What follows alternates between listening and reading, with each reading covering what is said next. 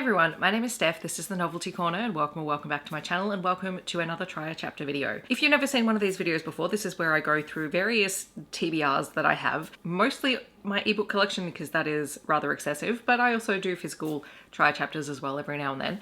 And I choose 10 books, I read the first chapter and I decide whether it's something that I want to read, something I want to keep and read later, or whether it's something that I'm just no longer interested in and I get rid of it. It's a way of keeping my TBR interesting, fresh and manageable, and this year I am planning on doing at least 12 of these videos, so this is the third one for 2025. If you've watched one of my videos, you'll know that on my iPad I have organized my Kindle books into different folders, including this year by year that I acquired them. So I started off with 2018, which I have since read all of the books from that folder, so I've cleared that. So now I have years from 2019 to 2025, and today I'm going to be tackling the 2023 folder, and that folder currently has 108 books. So I'm going to be using a random number generator. Ignore this number, this is the last number that I rolled from my random number generator app, and I'm going to be picking 10 numbers, finding the books, and then we're going to be reading the first chapters and seeing how I feel about these books still. First number is 3. Well, that's gonna be easy to find. And that is Wicked Pursuit by Katee Robert. I have absolute respect for Katee Robert, and I have previously loved a lot of her books. I've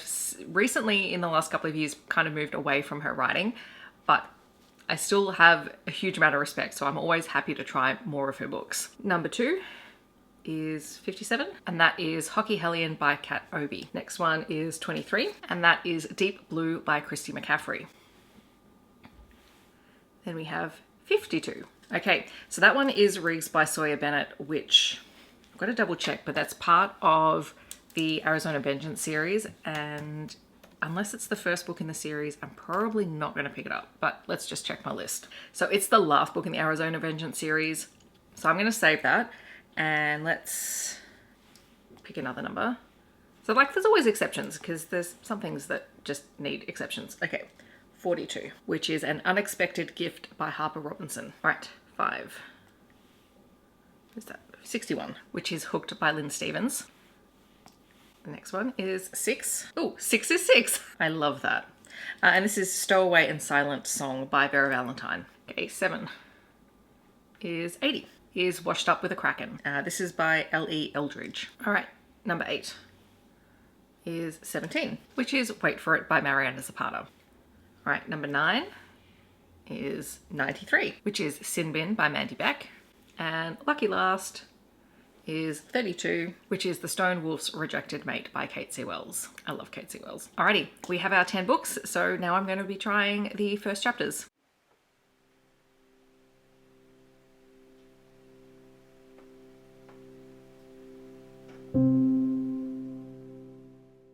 So chapter 1 of Wicked Pursuit is from Ruby's perspective. It's clearly linked in with all of her series now, and in this case Ruby is cheating on her boyfriend by having sex with a random guy in a bar, and then ends up being blackmailed by someone because they've got pictures of it. And honestly, this is a nope for me. It's not things that I like. I can do mafia romances, but this honestly just won't work for me. I have done my Katee Robert books in this kind of vein, and I don't need to do any more. So that one's a no, which means we are on to Hockey Hellion by Kate Obie.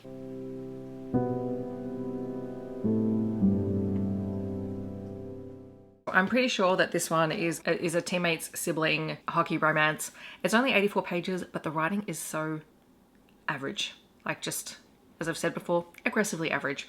Not feeling it, and that will probably be a DNF as well. So next we're going to try Deep Blue by Kristy McCaffrey.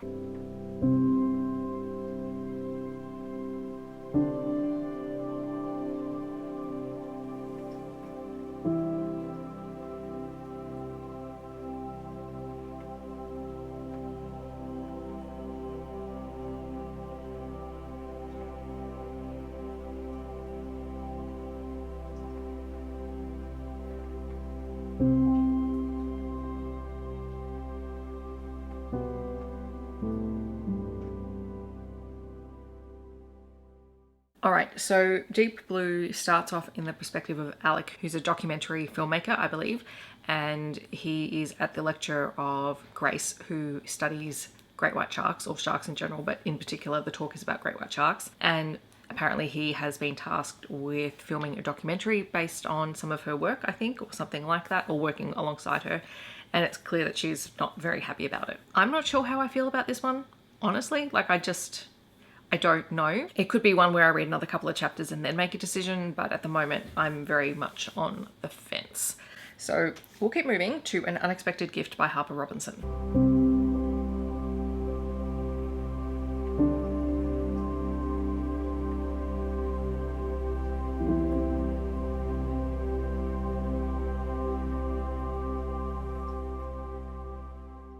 So An Unexpected Gift is a contemporary romance. It's going to be the story of Matt and Case. We're in Matt's perspective in the first chapter. He is the owner of a very successful gaming company, but he's also just finalized his divorce. His wife is about to move out and he's in a bar, he's having a drink, and he sees this guy across the way. His name is Case. Matt doesn't consider himself gay, but he's very intrigued by Case, and the two of them end up talking for several hours, and by the end of it, Matt is seriously considering going home with him. So I'm assuming it's going to be a bi-awakening kind of story. Anyway, the writing was actually really good. So this one is staying tentatively on the TBR for now, because of all of the books that I've read so far, this writing I just really enjoyed. All right, next on the list is Hooked by Lynn Stevens.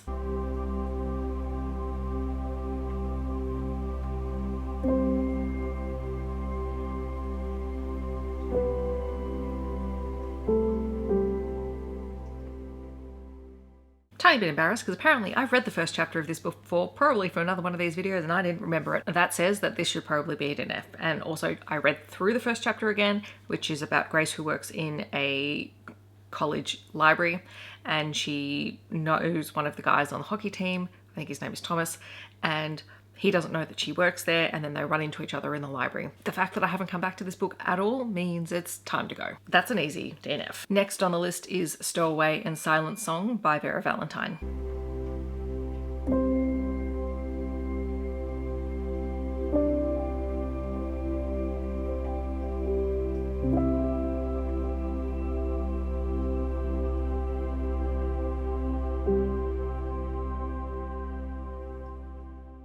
I must be in some kind of mood because, first of all, the first chapter for Stowaway and Silent Song is the first 20% of the book.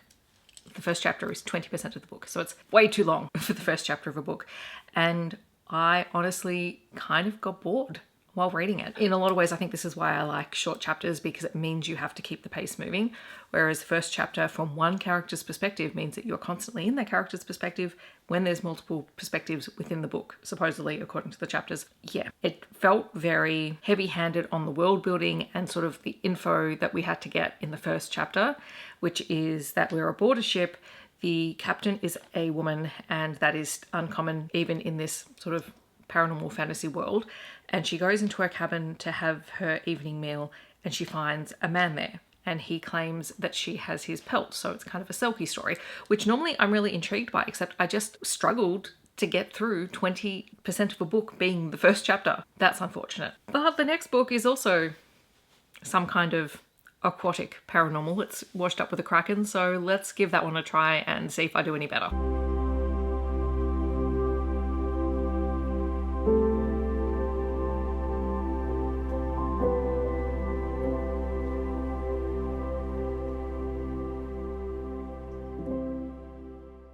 Trapped with the Kraken had a prologue and a first chapter, so I read both of them, and we are following Quinn, who is a culinary student, and she's just got a prestigious opportunity to work on a cruise line and learn the skills there, with the potential of getting a job afterwards if she does well enough. And so it's just kind of the setup of her getting onto the ship and finding her way around, and the induction sort of process. And her arch nemesis is within her group, who's coasting by on family name, whereas she's working hard to get her position. And then we haven't met our love interest yet. I did read like the first 2 lines of the second chapter, which is Jorah, and they use they them pronouns. So I'm intrigued by this one. I'm not sure if it's something I want to keep reading now, but it's definitely something I'd give a couple of extra chapters to see how I feel. I'm kind of on the fence, but leaning more towards reading it at some point. All right, so the next book we're going to read the first chapter of is Wait For It by Mariana Zapata, which I know I'm definitely not in the mood for a 500-page long contemporary romance, but we'll see how this first chapter goes.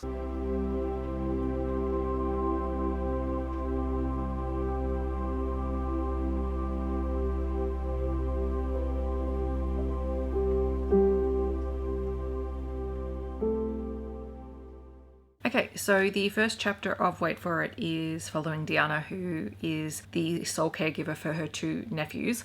It's the middle of the night. She's woken up by her youngest nephew, Lou, who tells her that he's heard people fighting outside their window, and it's the first time that she's had her own place, and she just can't believe the fact that there is this fight going on. And so she goes outside with a bat to break it up. And then she helps the guy who's been beaten into his house and meets the other person who lives there. I suppose she doesn't get any names, and that's just kind of the setup for it. I am intrigued by this one. I mean, I've enjoyed Mariana Zapata in the past. I don't know if it's one I want to continue right this second because all of Mariana Zapata's books are slow burn, and this one has the slow burn in the title. Wait for it. So I'm keeping it. I just don't know if I'm going to read it today. Okay, so now we're on to Sin Bin by Mandi Beck.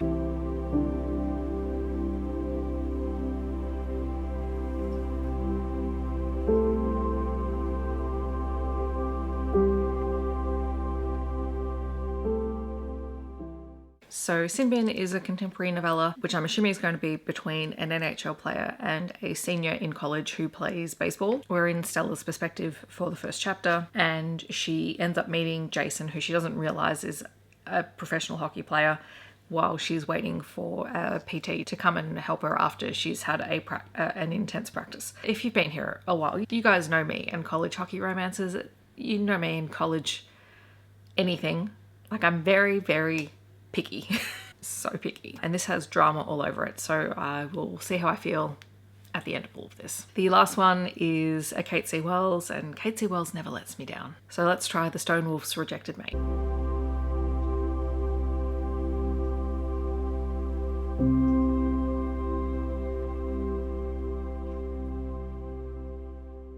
So the first chapter of The Stone Wolf's Rejected Mate, we're with Renly, who is the female protagonist, and she is waiting in the shed for Clay, who is someone that she wishes was her mate, but she hasn't reacted the same way that you would if someone was a mate. And they have a moment, but then some other wolves come, and essentially Clay is forced to, one, admit that she's not his mate, and then is very disrespectful to her.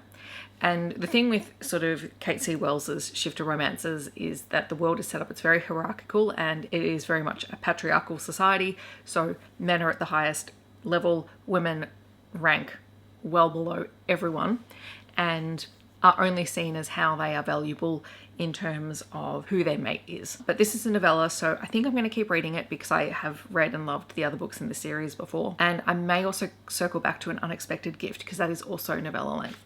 So I will update you when I have finished some books. Let's wrap up some books, shall we? So I did read The Stone Wolf's Rejected Mate by Kate C. Wells. So this is a paranormal romance, it's a fated mate's romance, it's a rejected mate's romance. So you have Renly and Clay, and I think in the first chapter I said that Clay had very publicly declared that Renly wasn't his mate. And so this caused some problems. And so Renly ends up in trouble with her family because it's a very patriarchal society, and she ends up helping out the Grey Witch, who's been a character throughout the whole series and is kind of important in this short story. Renly and Clay both belong to a group within their community known as the Ditch, so they're the workers of the wolves. But Clay has been known to be a good fighter, and so he has been recruited by the Claws, and they have a fight ring, and this fight ring organises fights with all the local packs. And Clay doesn't really want to be a Claw, and he doesn't really want to play by their rules, and he's kind of being forced to. And the leader of the Claws is using Renly and her fate if Clay was to do anything to basically control Clay. Long story short, they end up together. There needed to be more grovelling on Clay's part, but he was genuinely trying to do the right thing and to keep her safe. You also have the cameo of characters from The Quarry, which is the first book in the 5-pack series. Yeah, like it was just interesting being back in this world, and I realized I haven't read book 4, and I remember I didn't pick up book 4 because there was some things in it that I wasn't sure I was going to enjoy reading in the first 30% of the book, and typically if I don't enjoy the first 30% of the book, I'm not continuing the book at all. But I may go back to it.